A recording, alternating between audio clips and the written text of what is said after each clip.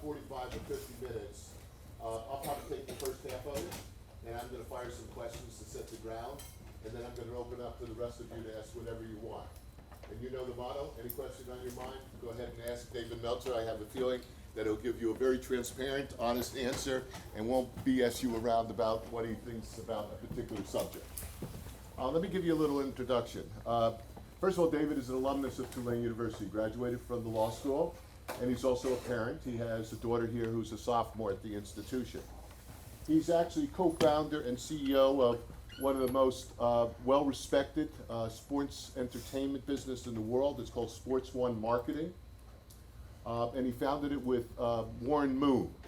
Now, everyone in this room, other than David and I, are too young to understand who Warren Moon is. Does anyone know? All right. Go ahead, Cameron. Who is Warren Moon? He was an Oiler. Pardon me? He was an Oiler. An Oiler? An Oiler football player. Yes, exactly. What position did he play? That's a little bit before. That's very important, Josh. Quarterback. Quarterback. Not only was he a quarterback, he's in the Hall of Fame. But what else is it that Warren Moon is that makes him special and was a groundbreaker in the NFL? Anybody know that one? Josh, you know.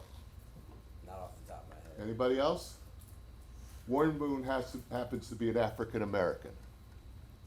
And he broke the barriers, if you can believe it, in the NFL for starting African Americans at quarterback. Because this is hard for me to tell you, but it's the truth. There was a myth for many years that African Americans were not smart enough to be quarterbacks. And it wasn't until Warren Moon came around. Is that right, David? Yeah, 6 years in Canada, you had to wait. He was in Canada for 6 years before he came. And not only did he do the job well, but he made it into the NFL. So that's who his partner is. In the Hall of Fame. He's the first African-American quarterback in the Hall of Fame, both Canadian and U.S. David started his career, by the way, with one of the most legendary people in the sports industry, and that's a guy, Lee Steinberg. I myself remember him and his company and the impact that he had on sports. And that's where he got some of his grounding. There was some other jobs before, but that's where he got his grounding. What's also very interesting, David, through his company, has worked with several directors, producers of movies in Hollywood about sports. And three of my all-time favorites, I didn't know it until I read about this, are Jerry Maguire. Anyone ever seen Jerry Maguire? All right. What is the most famous quote from Jerry Maguire? Do you know, Amanda? It is the one, "Show me the money." Oh, right. Show me the money. If you've never seen Jerry Maguire, right? That's right. It's probably one of the greatest sports movies there is. The other two are equally good, Any Given Sunday and For the Love of the Game. But he goes beyond just sports. David also had an opportunity where he was CEO of the first smartphone company, and one of his mentors in life was Steve Jobs. And we're going to talk a little bit about that, about Steve Jobs and what you learned from him. He's an author, very high demand speaker on motivation, about business, and any topic related to it. And he has his own personal mission statement. And his mission statement is this: make a lot of money, help a lot of people, and have a lot of fun. He's had his ups and he's had his downs. It hasn't been all success for David, and we're going to explore the ups and we're going to explore the downs. All right? So join me in welcoming David Meltzer to class. All right, David, let's start. Give me a quick overview, all of us, a quick overview of your journey from Tulane Law School to where you are today. Just the chronology and the jobs, just so we get a feel for it. I think the biggest lesson of the journey to start off is not to limit your point of entry. It's been a skill of mine that I've been very open to what I do. So I went to law school to be an oil and gas litigator. Tulane has probably the top maritime law program in the world. But I ended up getting a job in technology. I went to work for a company called Westlaw, which if you end up going to law school, you'll learn about. It was the first legal research online. Most people didn't even know what online was. In fact, when I asked my mom what I should do, should I be a real lawyer or sell legal research? My mom, without blinking, said, you need to be a real lawyer because the internet's a fad. And lesson of that was just because someone loves you doesn't mean they always give you good advice. Don't ask a second grade teacher about technology. Anyway, I worked really hard at that job. I was born a great salesperson, but I took it as a profession. Because I had played football in college with very little talent, I had a grinder attitude, and even though I had exceptional talent in sales, I still had that journeyman grinder attitude, and I ended up being a millionaire 9 months out of law school, which was truly my goal in life. I had a single mom and 6 kids, and all I wanted to do was buy her a house and a car. So that's what motivated me. I had the intent combined with making a lot of money. The internet wasn't a fad. We sold to Thomson Reuters in 1995 for $3.4 billion. And that really set me on a different trajectory, not only economically, but also as a name in a brand within the technology world. There was a huge boom, a technology boom through the internet and soon to be wireless. I left West to go to the Silicon Valley. Using my sales skills, I learned about Sand Hill Road, which is where most VCs are. Worked with Sequoia and Texas Pacific and Marindo. I raised $169 million, which is not one of my best sales achievements, believe it or not. It was actually not too difficult.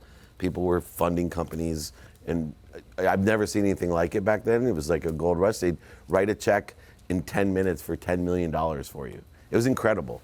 But I learned a lot again. It was a wireless proxy server company, which means we transcoded the internet to WAP phones.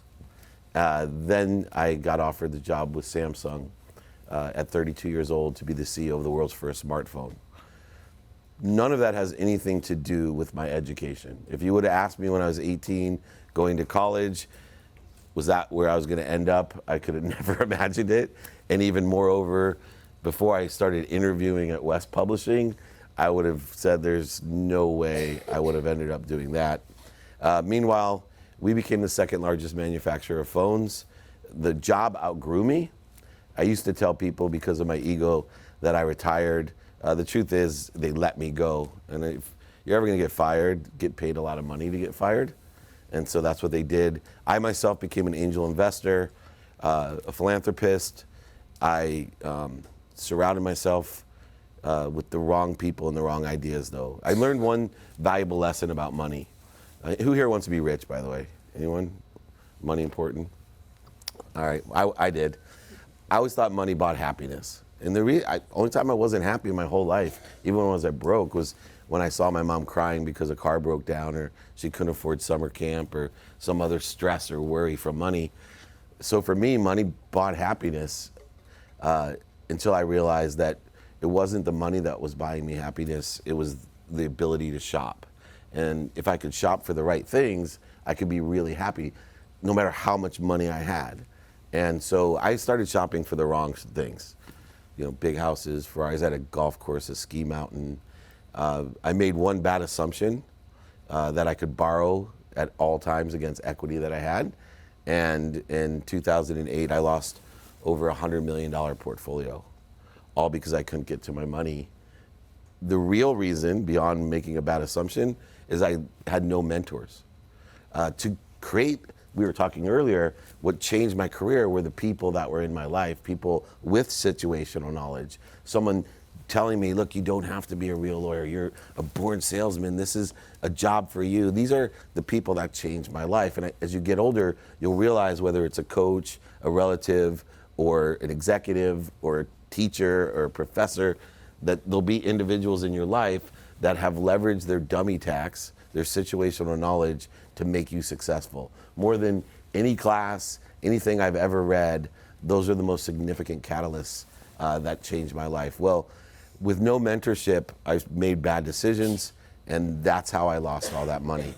At that point in my life, I was already, when I lost all my money, I had already gotten the job with Lee Steinberg, who's the most notable sports agent of all time. They actually based the movie Jerry Maguire off of Lee, who's an extraordinary, he's a genius, and he still is today. About 11 years ago, Warren Moon, the Hall of Fame quarterback, and I, we were partners. We spun off a marketing arm.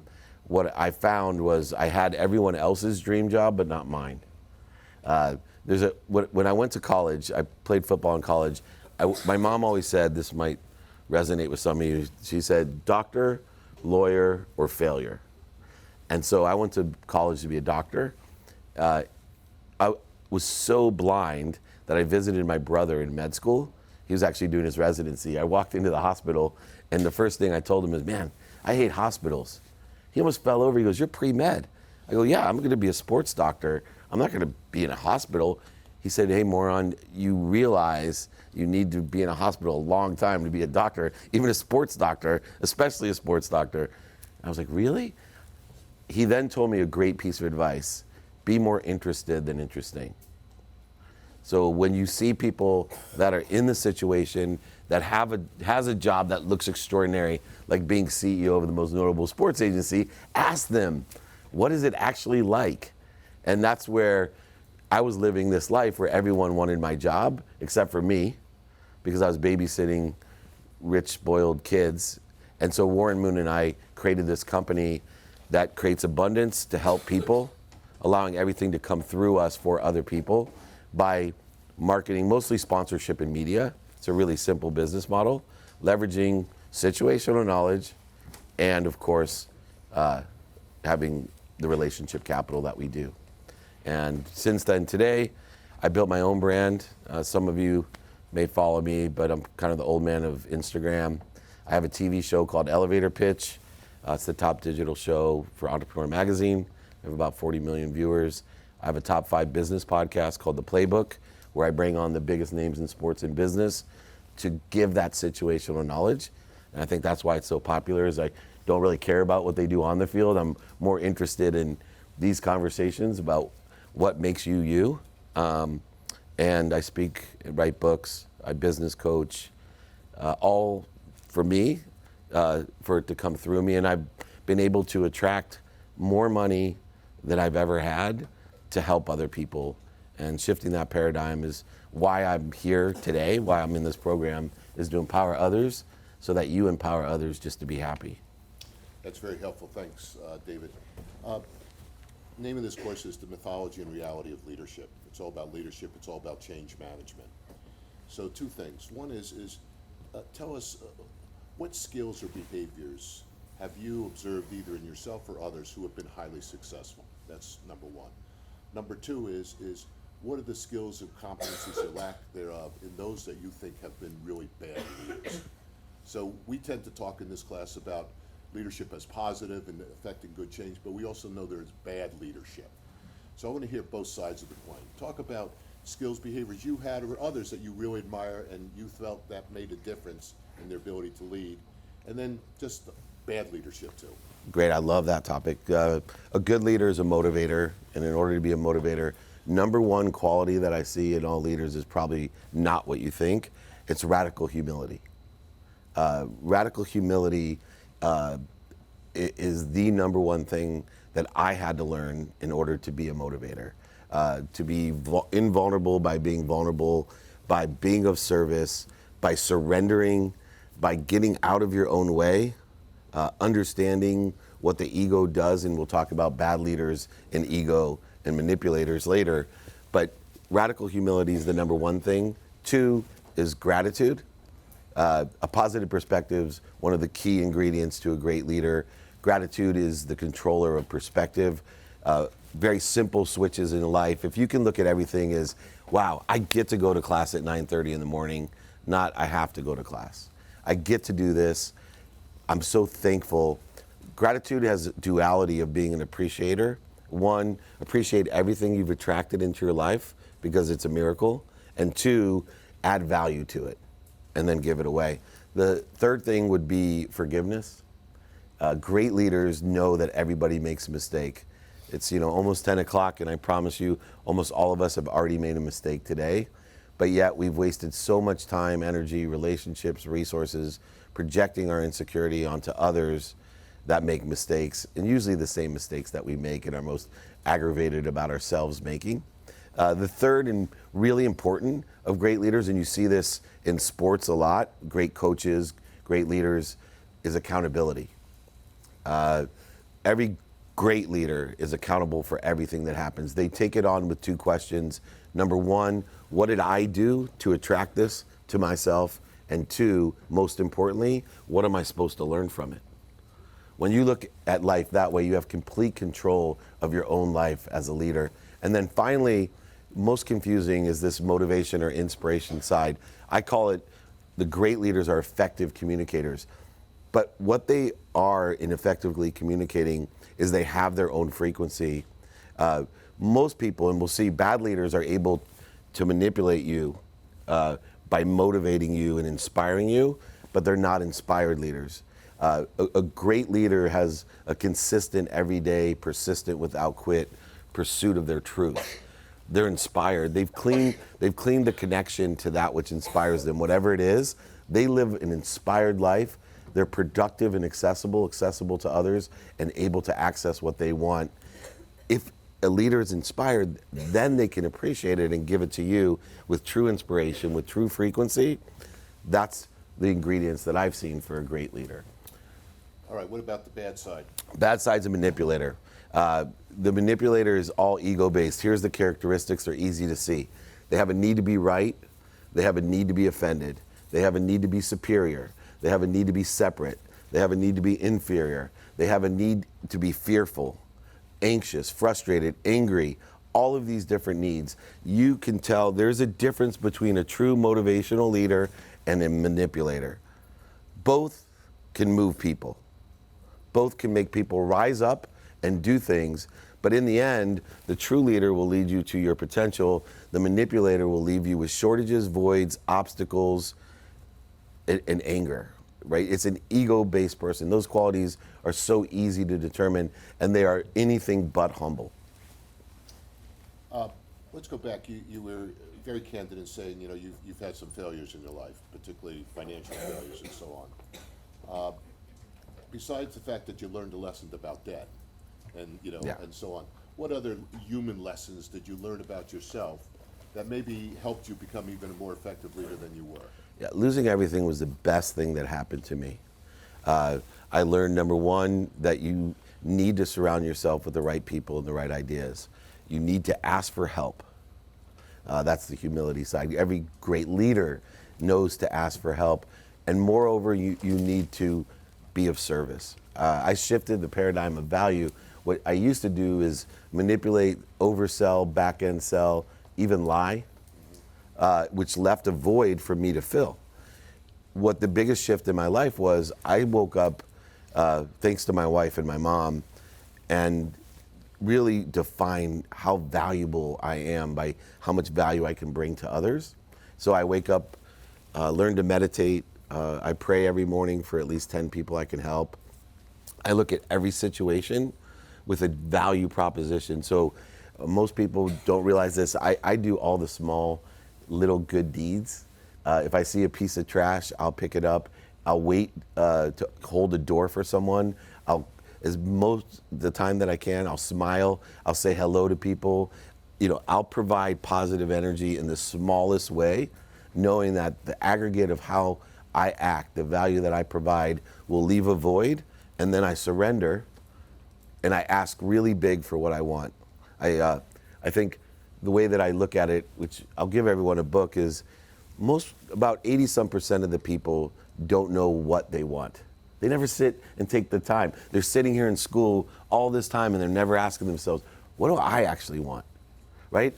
You're not what you do, you're not what you have, and you definitely aren't what other people think of you. So if you don't know what your what is, and I know there's tons of books about your why, I find that 80% of the people don't know what. Spend some time thinking about the what, then think about the why, and even more importantly, there's about 2% of the people that actually get to the point to think about how am I going to do it?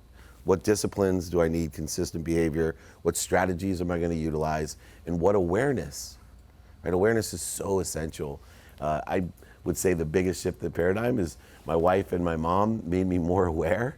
They increased my vibration so I could be aware of the simple things around me that make me happy and make other people happy. You know, it's interesting because just listening to you and having never met you before, you come across as very transparent and authentic. Were you always that way? I was a bullshitter, sorry about my language.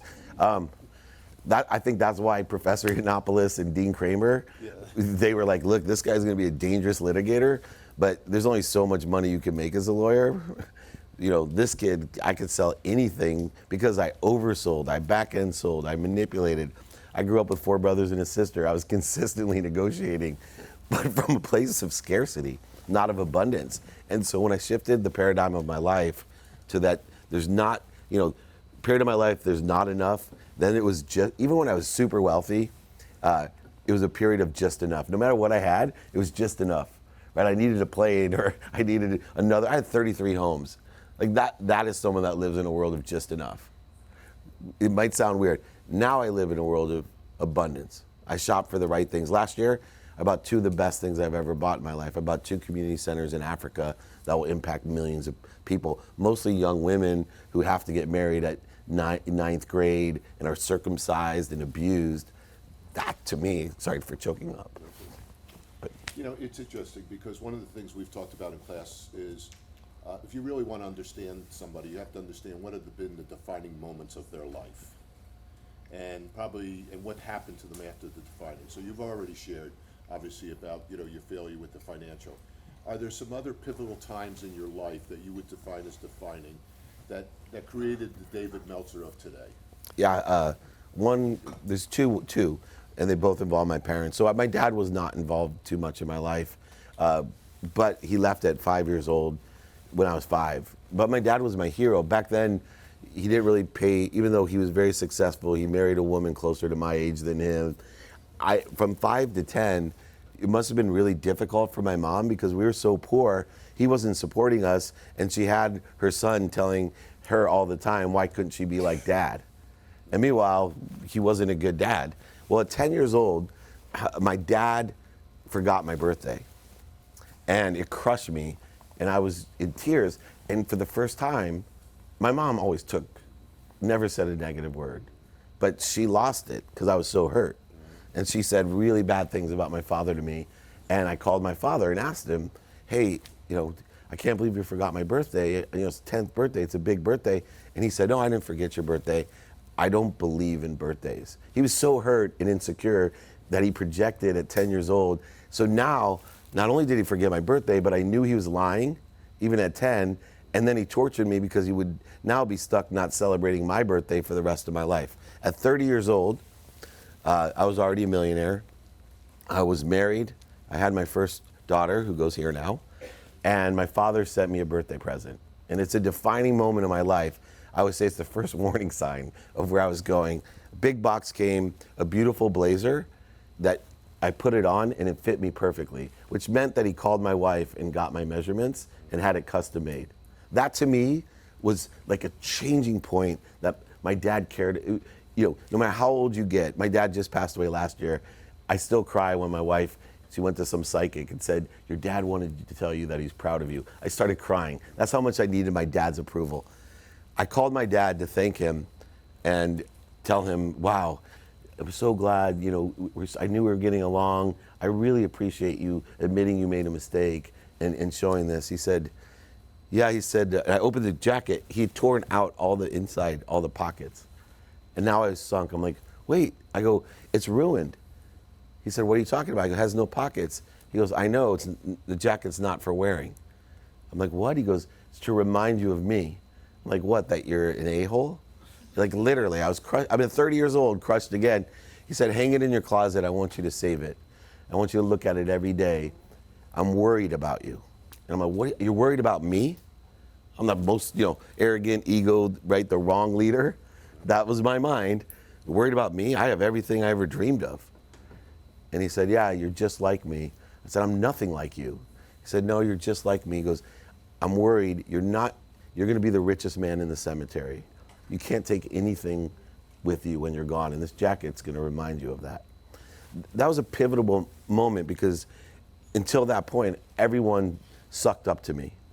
No, everyone. I bought my mom a house and a car. Of course, everyone was afraid to say anything. My wife was too afraid to ever tell me the truth, because it was all based on this myth of a leader that everyone was taking from me, and they're afraid, if I told him the truth, that he's a manipulator, that all he cares about is money, all the things that I learned. And my dad, sorry, choke up again, but he did that. He stuck it right to me, and as I matured, by the time I was 38, that jacket still sits in my closet, and it means more than ever because I understood what my dad was warning me about. Do you believe you were born a leader? I mean, you had a crazy journey to actually being able to talk about it in your head and exercise. Were you born, or do you actually think you can learn leadership? I think that you're born with skills that are more aligned with being a leader. Mm-hmm. So I was a great communicator, an early talker, very convincing, high energy motivator. But I think leaders can be taught. I teach, some of you I know might intern for me in the summer, and they come in to be sports agents and marketers and PR people, TV, movie people, but they freak out when the first thing I say is, okay, I'm going to teach you 4 things this summer: gratitude, empathy, accountability, and effective communication. Because if I can teach those 4 things, which will create a radically humble young person, you're going to be a leader. You can lead with those 4 things. You can learn those 4 things, but obviously some people are born with more skills and an energy of confidence that can make them a good leader or a bad leader. This generation of students is different than your generation of students when you were a student, different than mine, right? For sure. So what is it is going to be different about them as they go through their ladder of whatever it is they want to do to be both a great follower as well as a great leader? Different from what you did, different from what I did. I believe the difference as a leader is the ability to reach an audience. And that's why I got involved in Instagram and LinkedIn and all the things that, I put up videos every day. What I learned is there's 4 billion people that I can access every day. So when I started my speaking career in my 30s, if I got in front of 200 people and they paid me thousands of dollars, what I taught or motivated stopped there. But today, anyone can be a leader by putting out content or a frequency, good or bad, because that frequency will attract, if you're authentic, an audience. And it will keep growing and growing. You capture it, amplify it, and perpetuate it. And it's not as personal. People interact and communicate in different ways. We were talking about how much of an effort it would be in the old days to write a 3-page letter to tell you what we think. Well, today, how easy it to tell someone without a name, a face, or a personality what we think. And so it's a new form of interaction that will continue through education, business. I believe educational institutions are going to have to change the way we teach. The system in which we taught was back for the 50s, where you're going to sit in a job at an office for the rest of your life from 9 to 5. Well, the skill sets have changed in order to be successful. I think you already see more practical knowledge being taught in schools. Obviously, more virtual education is needed as we go. It's going to be a defining moment for your generation of how do we interact face to face, though. I think your generation, we're exceptional people that know the power of a handshake. And I think there has to be a balance, because I still will tell you, the biggest misguided thing of people today is they think the easiest way to get in touch with people is social media. The best way to create a movement is face to face, providing service.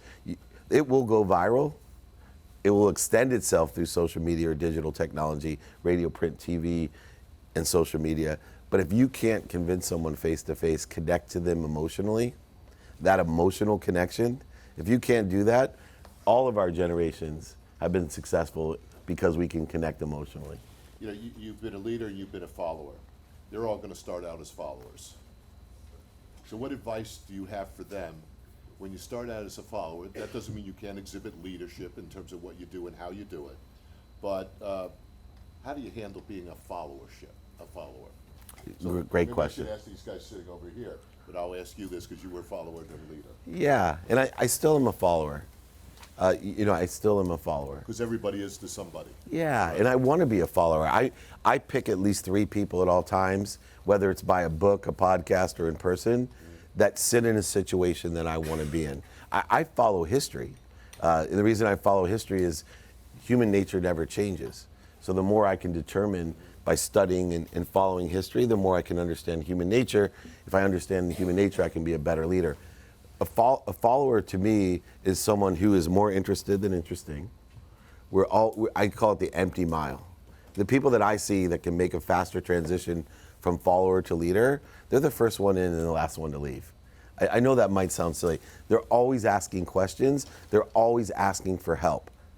The biggest problem with everyone in the world, including you and especially you, is you don't ask for help. I did the career day speeches here, I think for 2 years, and I do the breakout sessions, and they have career people that are paid a salary to be here. They're like career coaches or whatever. And my favorite question always is, hey, are you busy? To the career leader, no. Don't worry about that. It's awful. And I'm sitting there like, you guys, I'm a parent, at least your parents or you are paying a ton of money to go here. And here's the person that has the most influence in your life, meaning someone that can give you help to get a job, to pay back what you may have to pay. And yet we don't use them. We can't even ask the people that are paid to help us. I got in the habit as a follower, still today, if I'm not asking someone for help every day, I'm limiting my capability. And I don't know what it is ego-wise, we're so afraid to think we're inferior because we're asking for help. But the irony is, when somebody asks you for help, you feel terrific. Right. You're making them feel good. You're giving them a gift. Hey, I really appreciate your knowledge about this. Could you help me? I really appreciate that you might know this person. Can you help me? Or even better, I have a softer sale for you. Do you know anybody can help you? Professor, do you know anyone that can help me?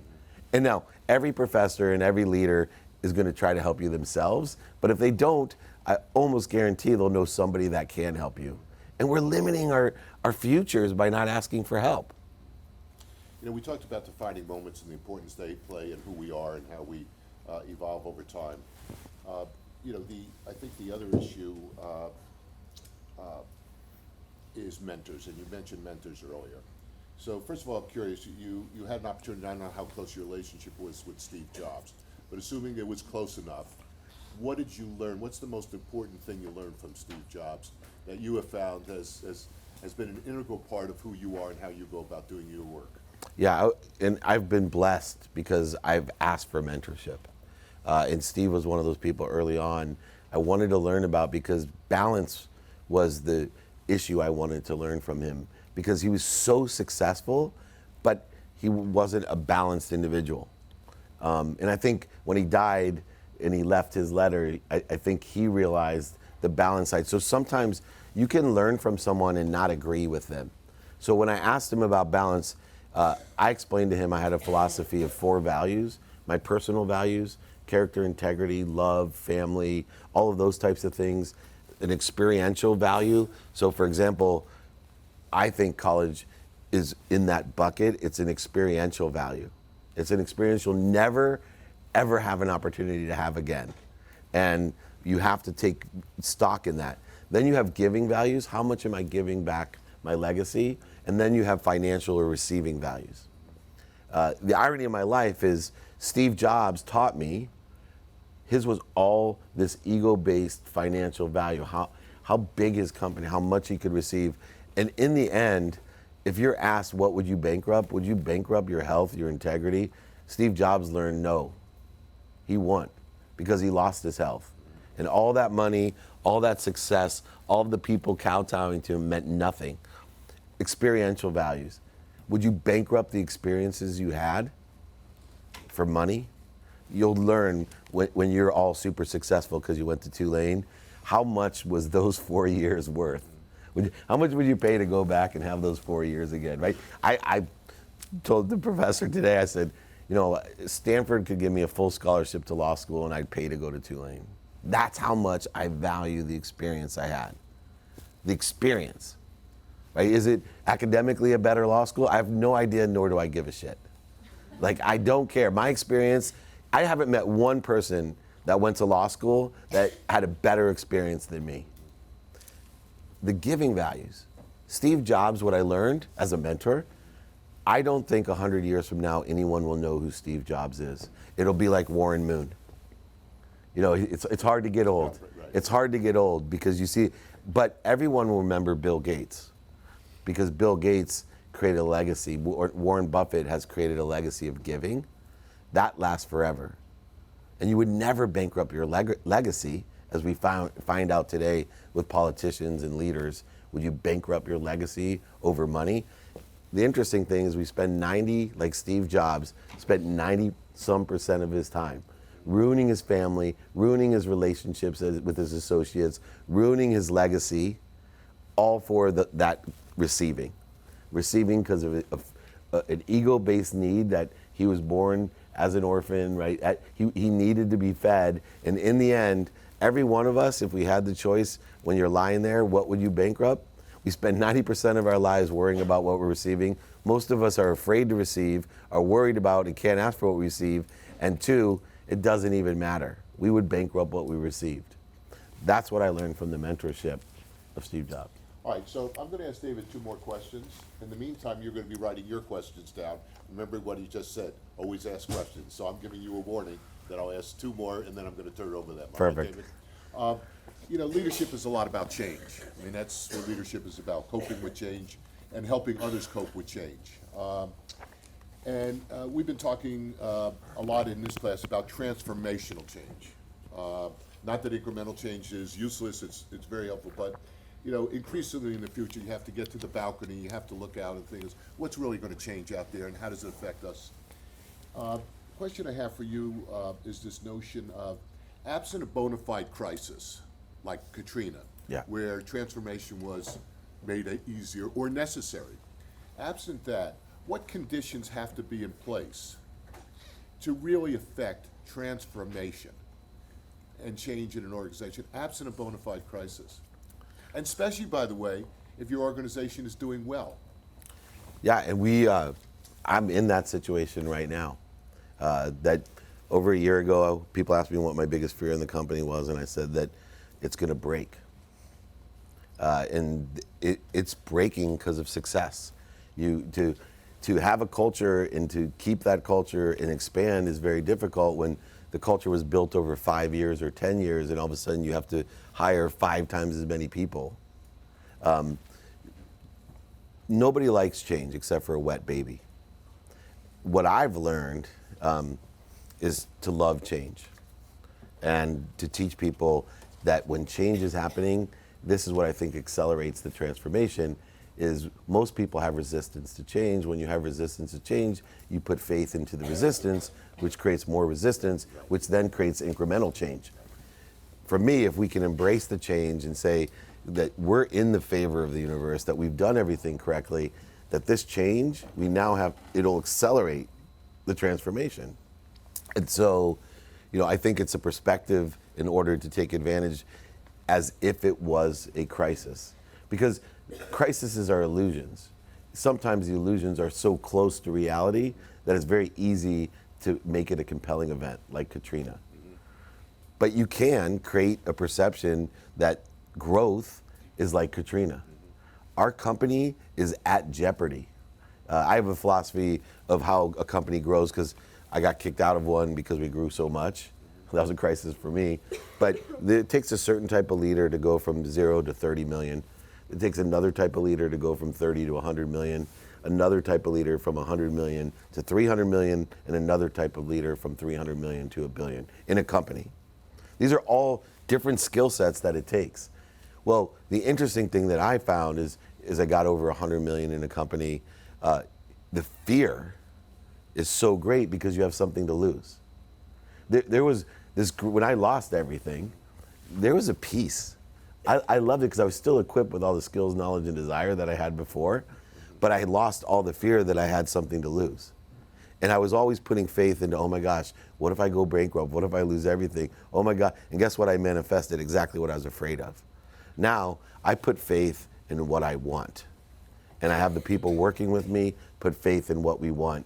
And so when things change, that's what we want. It's changing for the better. My last question for you, and then I'll turn it over to them. I want to go back to where I started with your mission statement. Why is making a lot of money part of your mission statement? I love that you asked me that. A lot of schools, when I come to speak, they're like, can we swap this? In fact, I sponsor my kids' high school, and they switched it on the board, on the billboard, because they wouldn't put it up there, right? Yeah. Because they didn't understand it. I'm going to give you a great lesson. You cannot give what you don't have. You can't give what you don't have.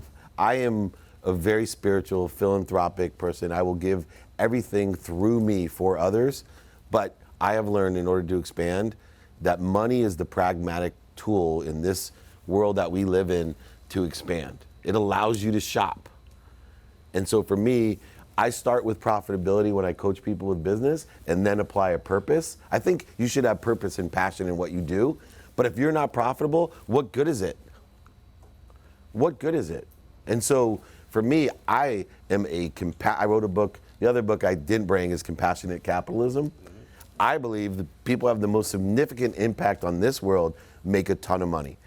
I think one of my missions is to be like Warren Buffett. I would love to give billions and billions of dollars and then challenge other billionaires to give billions and billions of dollars because it impacts people and makes change. You can't give what you don't have, including gratitude, forgiveness especially. You cannot give any forgiveness unless you forgive yourself. So please take that one home. And that's why I put make a lot of money so that you can help a lot of people and, of course, have a lot of fun. Okay. All right, I'm going to turn it over to there. Amanda, you want to ask a question? Go ahead. Larry, there's a difference between Tulane and other schools. Even with all the warning signs that we have questions, 90-some% of the schools, it's like, does anyone have any questions? And I sit there like a doofus. What are you talking about? No one has a question? They don't have questions. Thank Go you. ahead, Amanda. So you've shared the motivational type of leadership, the executive leadership, and also acknowledge that at one point in your life you were a manipulative leader. And from what you've shared, you sound truly like a motivational leader now. What was, in addition to the moment that you shared with your father, what is it about your life that keeps you going back to being a motivational leader? Is there a spiritual practice? Is there a reflective practice? Is there something? There is. I meditate every day to find my center. So I am trying to consistently, persistently pursue my potential and pick out and prioritize what those potentials are as a father, community member, a world leader, whatever it may be. What allows me to stay motivated or inspired is that I don't allow my trajectory to stay off course. The faster I move, it's very dangerous. You'll see people that are, I call at a high vibration, self-actualizing people, that if they get off course, it causes like a car, right? If your car is going 5 miles an hour, you can make a really sharp turn. You can get off trajectory. If your car is going 250, that trajectory causes some big problems in your life. So I'm very conscious to find my center. First thing, I wake up at 4 a.m. every day, meditate for 20 minutes, and I know where my baseline is, my center. And during the day, my biggest challenge, like yours, is to act correctly. When I act in ego, when it's need to be right, offended, separate. Oh, one of my big needs is to be resentful. Like I resent people because I feel like I give and I owed some. That's not giving, that's trading, right? So when I do something stupid, I'm on the same journey as you. My difference, I think, in my life now is I get back to center. I don't ruin my hour, my day, my week, and my month, projecting some ego-based nonsense. I've wasted so much time, ruined so many relationships. Now my relationship is inwards in my own self to be at peace. And that's the secret. All right, go ahead, Heidi. I would like to ask about forgiveness, because we haven't talked much about forgiveness, I think, as a leadership skill or habit. And I think there are a lot of people who don't have a lot of tolerance for mistakes. I personally do not. Not when it comes to mistakes I make myself, not when it comes to mistakes that other people make.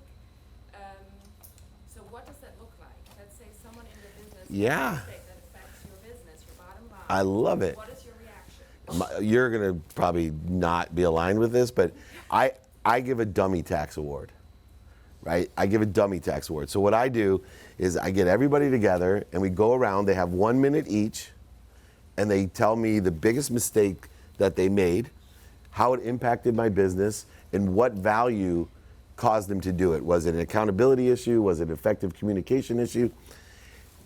I then bonus, a big bonus by the way, the person who made the biggest mistake with the biggest impact.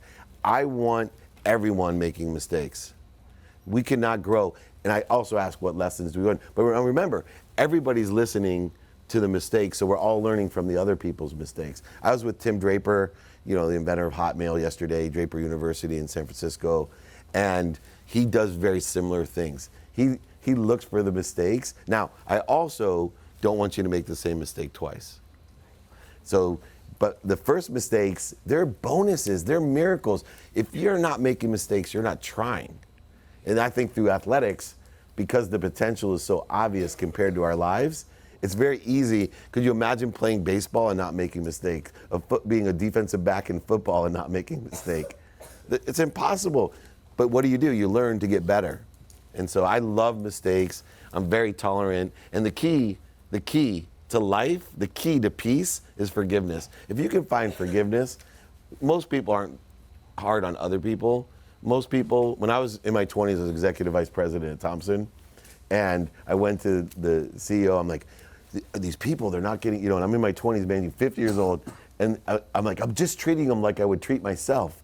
And he goes, there's the mistake. I'm like, what are you talking about? He goes, you're way too hard on yourself. You're so hard on yourself, no wonder everybody hates you. Right? So forgive yourself. Which has allowed and liberated other people to lead. A manipulator takes complete control. And so I've let go, trusting the values and empowering others. That's the biggest change. I also, on the other side, I've gotten rid of people. I was always, it's a business. And as a leader, you have to let people know there may be a better place for you. And, the business has outgrown a lot of employees, and we're in that transition now. Do you think it would be possible to be like the compassionate and like a good business person you are today without being that manipulative, like liar, businessman you were? Because the act of like having that hustle be like the foundation for you to become. Yeah, I think you would have to have some sort of experience on both sides. Yeah, either very close relationship with someone that manipulated you as a leader, that daily you were around, maybe you were the right-hand person for a manipulative leader where you could firsthand see. It would be impossible to have the context and the contrast of a manipulator to a motivator if you weren't one yourself or very close to one, to have that awareness. Because when I start manipulating people, and I'll leave, I'll oversell someone. Very, very rarely will I lie. Very rarely. I do lie. I'm sorry. And then I forgive myself. Sometimes I will call. Self-confession, I like that. Yeah, but I do. I will call the person back, and they probably the same way Dean Kramer, right? I'll call someone back and say, hey, I just want to call you back. I want to clarify one thing. This is what I meant to say. I want to be very clear. This is what I meant to say. And especially in my marriage, I've learned, my marriage is 21 years, never been better. I went out with, you may know, Teddy Mellencamp, the Beverly Hills housewife, you might know her, and her husband, they've been married 10 years. And like every marriage, and they're very illuminating people, and they're like, we want to have a marriage like you and your wife. And my wife's like, yeah, I think in the last 10 years I've argued with Dave 2 times. And she literally started to cry, like, out of jealousy, like, I want to have a relationship like that. I'm like, hold on a second. Ask her how many times we argued the first 10 years. Right? It was like 2 times a day. I go, that's when she was really in tears. So. And others? Yeah, please go, Brian. Okay, so last week, Dr. Scott Cowan actually talked about how he dealt with Katrina. And one thing that, a similarity that I saw between both your stories is how you surround yourself with experts. And I understand that calling on experts is one way to do that. But I'm curious about the close ring of like your wife and like close friends. I mean, I'm only 21, but I've like had a couple occasions where I thought I found like 1 or 2 people that like I could really rely on, and that wasn't the case. So how can you really recognize those people that you can really hold on to? How do you recognize if you're around the right people, the right ideas? Here's the analogy that I use. Music. If I turn on a song that you hated, how long would you listen to it? Music has a very apparent vibration to it that we emotionally react to it. I hate that song, right? We turn off the radio when that song's on. If I took your least favorite song, one that you absolutely, hated, and made you listen to it all day long in your car, it would be torture. What I learned was, and started asking myself, why am I surrounding myself with music I hate? I was surrounding myself with people that didn't make me feel good. When I work out, I listen to sometimes the same song. I jog 3 miles a few times a week, and I'll, the happy song from Pharrell will come on, and I'll just keep replaying it. And I'll run literally a minute and a half faster. And then sometimes, right, I'll take off the shuffle. But why? You got to surround yourself by the right music. So you have an internal system that tells you whether you're around the right people or the right ideas. It's called feeling good. And you surround yourself with people that make you feel good. That doesn't mean they're kissing your butt, telling you what you want to hear. But when we feel good, don't surround yourself with bad music. Yeah, please, go ahead, Kevin. What has it been like building empathy within the sports industry? And along with that, as technology has increased, what is it like trying to create a brand that's empathetic on social media when, social media is often just pictures of the ideal life that we're trying to show? So how do you do that? Yeah, well, number one, I'll take the second question first. You have to detach yourself from the outcome. The problem with most people on social media is they're manipulators. They're standing in front of cars they don't own, houses they've never been in, telling you how easy it is to make millions of dollars in real estate and whatever, but they're not authentic. I'm very close friends with a guy named Gary Vaynerchuk. He's one of my mentors, and I joke around, I go, he swears a lot, but that's him. Jack Canfield, who wrote Chicken Soup for the Soul, who did my book for charity right here with me, told me that he believes that people of higher intelligence swear. That may not be true, but he swears I cry. You probably have choked up 4 or 5 times here because that's my frequency. That's the authentic side of what you do. And if you don't care how many followers you have, you'll get way more followers. I care about who is following me. I don't want people following me because I make a lot of money or because I'm a sports agent or I have a TV show. I want you following me because every day when my video hits, it's the comments that I get, hey, you changed my life. I helped so-and-so with that advice, or it really means something to me.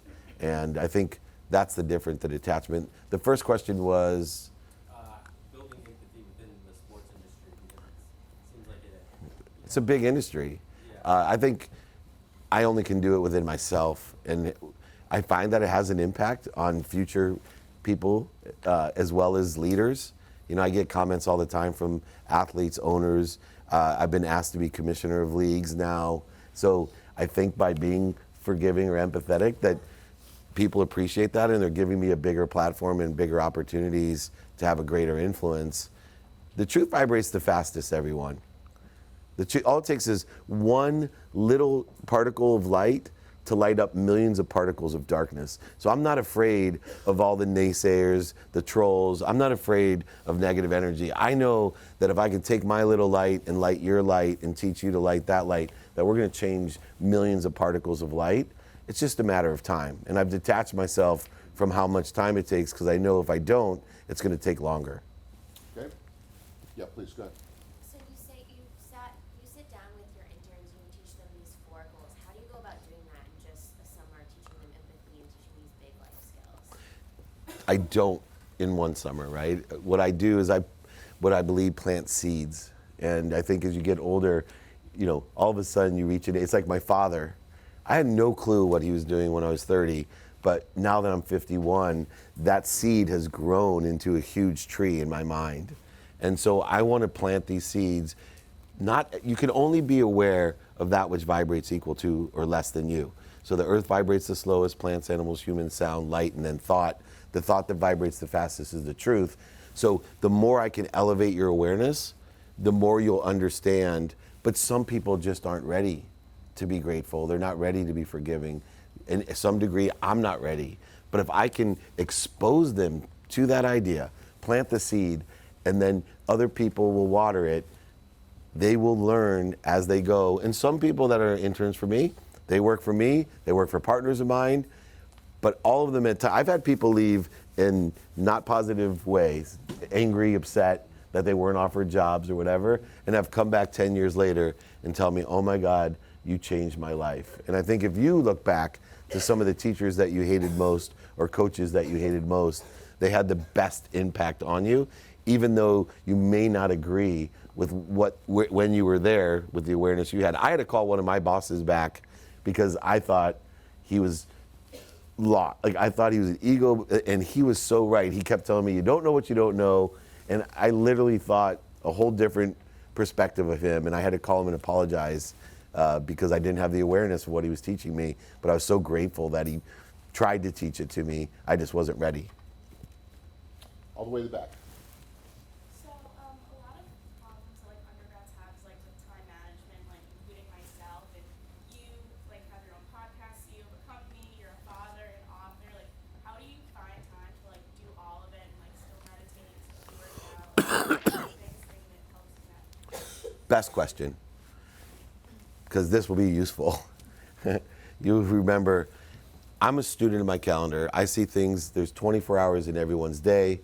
There's 24 hours of activity in everyone's day. I look at my activities I get paid for, activities I don't get paid for. I don't believe in work. I'd pay $1 million today if they let me play second base for the Padres, but they're paying him $3 million. Why does he call it work? I'd pay to do it. It's just activity I get paid for or activity I don't get paid for.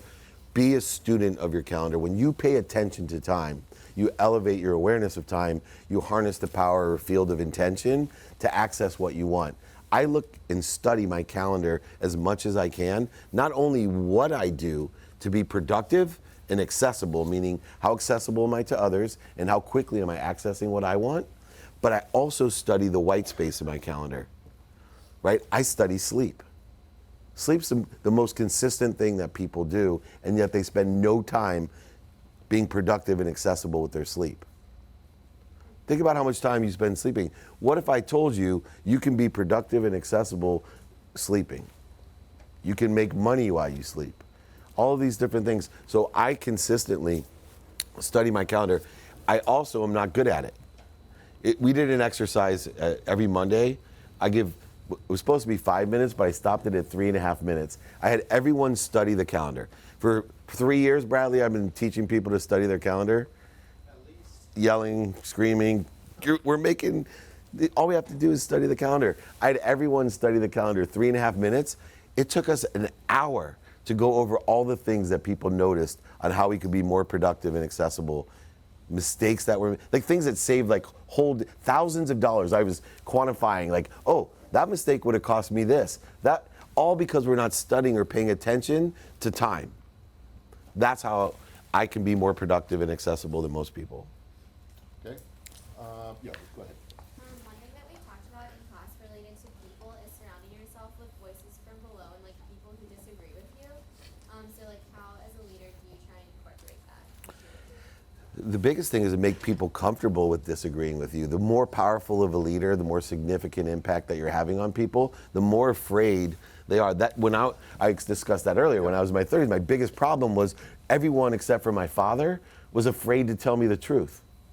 It was great when I lost everything and everyone came back and said, oh, I knew that was going to come.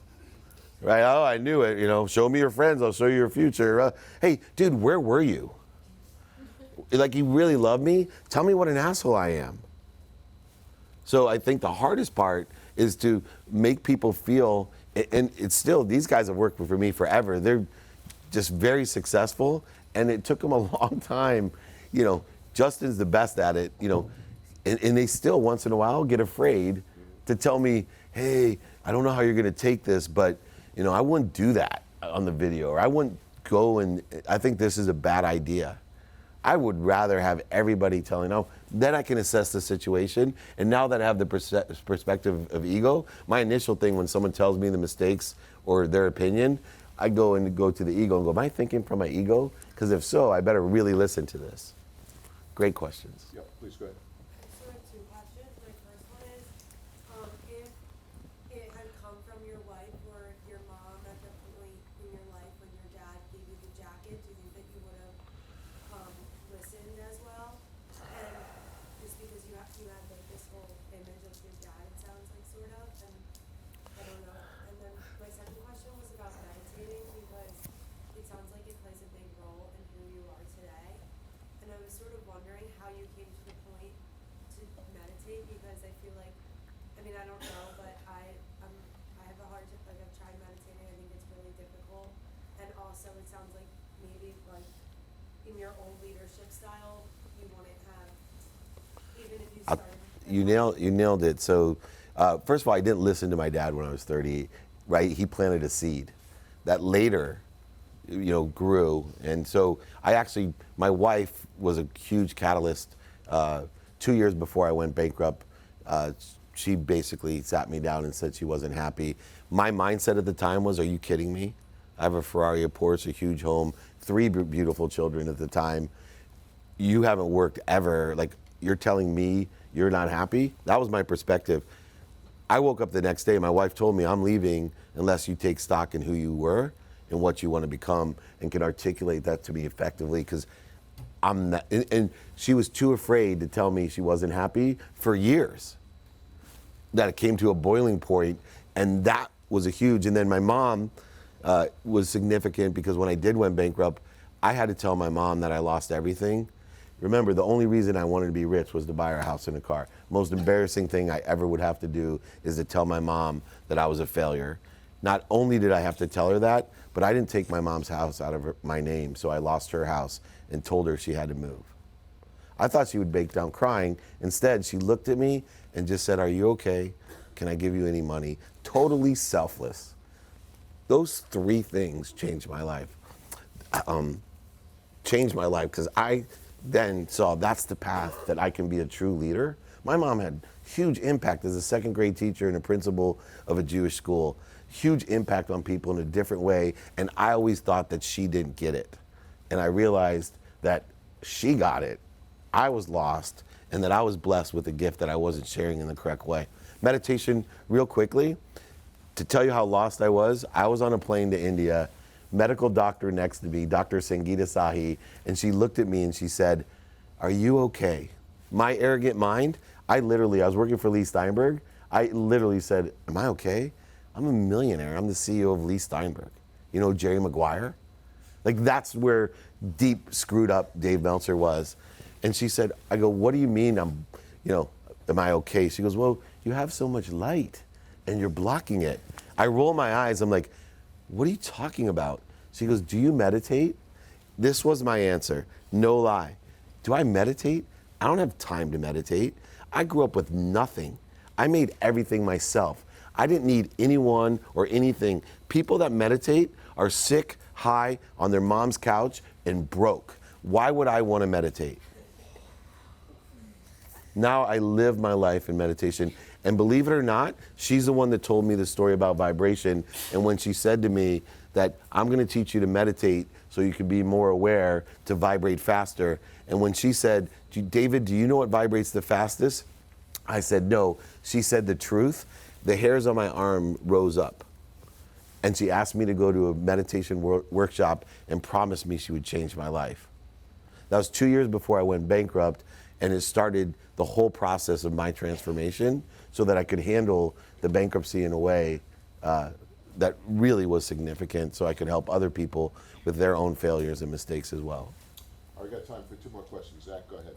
You mentioned to surround yourself with the right people, and how do you, if you're stuck, say around the wrong people, or you're in a job that you hate and you don't love, but you can't get out of it because you need the money, you need something, you're dependent on it. How do you? Beautiful question. Right. Show me your friends, I'll show you your future. Fire those people that you can fire. Understand and pray for the happiness of those that you can't fire. Right? Pray for the happiness of the person, but instead of trying to change the people that have negative energy, have negative influence, are the wrong sign, the best thing and the most that you can get out of it in the positive procedure is to understand them. Try to understand them. Try to come to not the separateness, the sameness in it, and then pray for their happiness. Also, you don't have to surround yourself all the time. Remember, we're not what other people think of us. If people really bother you, ask yourself why. Usually because it's something you don't like about yourself. But you literally, through understanding and praying for someone's happiness, you can shift the energy of a relationship. Remember, when people tell you stuff, it's like a handful of sand. Let the stuff that you don't agree with, right, just fall through, and then someone gives you a good nugget, like be more interested than interesting, show me your friends, hold on to it. I'm grateful. I say thank you to people. My mom still, I'm 51 years old, she gives me shitty advice all the time. And I'm like, oh my gosh, Mom, thank you so much. I really appreciate that. And then I let that piece of advice just fall right through my hand. But there's no resentment. There's no, right? Believe me, I had so much resentment. Every time my mom told me advice, I'm like, oh, she's stupid. She thought the internet was a fad. No, she's really wise about the things she knows, and I hold on to those nuggets. But 90% of the time, I'm just grateful that she cares enough about me to give me the advice. Same thing true with the other people. All right, one more question? Someone have it? Because I have one last question myself, but I'm gonna, yeah, go ahead, Lexi.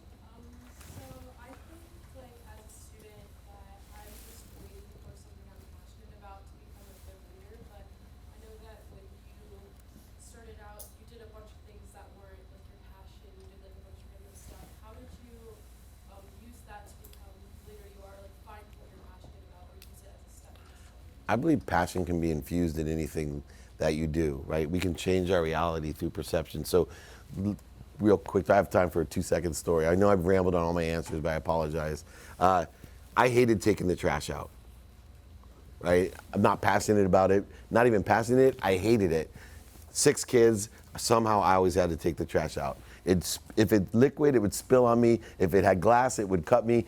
I'd get mad and swear at it, and it'd spill and take up twice as much time when I was in a hurry. I go to college, smallest football player in a football fraternity. They make me take the trash out. I thought nasty was 6 kids. Nasty's a fraternity trash. I go get married, have 3 daughters. Nobody takes the trash out. I could travel around the world, come back with everyone, tell me how powerful I was, and the first thing my wife would say is take the trash out. I decided as I became more enlightened that I was going to infuse passion into taking the trash out. Not only when I hate it, but so I looked at the trash and I said to myself, what do I need in my life? What I needed, because I am productive and accessible, is more time to think about what I want. I'm preaching and teaching everyone, you got to know what you want and think about it, take some time to pay attention. I stopped paying attention. So then I looked at the trash and said, what a great excuse. The trash now became an excuse, a mindless excuse where I could take it out and take a few moments to think about what I wanted. My energy shifted about the trash. I became passionate. I'd see trash at work, at my friend's house. Oh, let me grab that. Why? Because it had a different intent to it. It had nothing to do with the trash. Here's the weirdest part. My trash was kryptonite to my daughters. When I shifted my energy that I wanted to and became passionate, all of a sudden my 17-year-old, who it literally is kryptonite, is like, Dad, here, I'll take that out to you. I truly believe that they felt the energy, that there was something, right? And that's what you do with everything right now. Don't limit your point of entry. There's no direct path. Someone asked me, how are you going to be the CEO of the most notable sports agency in the world? And remember, rewind the story I told you. Would any of you follow that path? There's no way. But most people have a point of entry. I'm going to go to law school. I'm going to work for a team. Right? No. I don't limit my point of entries. I put passion in everything I do. I want to live an inspired life. And if I'm not passionate, I start thinking about how can I be passionate? What can I get out of this? That's how things happen faster. And trust it. David, let me ask you one last question, because you've been terrific and generous with your time and very open with your answers. All of us someday are going to face a reckoning. We're going to die. Guaranteed. All right? And the older you get, the more you think about it. So when you reflect on right now and you think about it, what's the one thing you want to be remembered for when it's all said and done? Yeah. What do you want to be remembered for? Kind. Gotta go. I get choked up. Being kind. It's that simple. He was a kind person. So there's so many people you can impact, and I would love to have the legacy of kindness. It's a very broad one, whether it's someone that met me one time that I opened a door for, or the community centers that I built. It's that, to me, is the end all. Well, let me tell you that. You achieved that today in class. You've been very, very kind. Please join me in thanking you. Awesome. Thank you. Thank you. I left books for everyone. Yeah, great. So David was kind enough, he left a book for everybody, so please help yourself to it.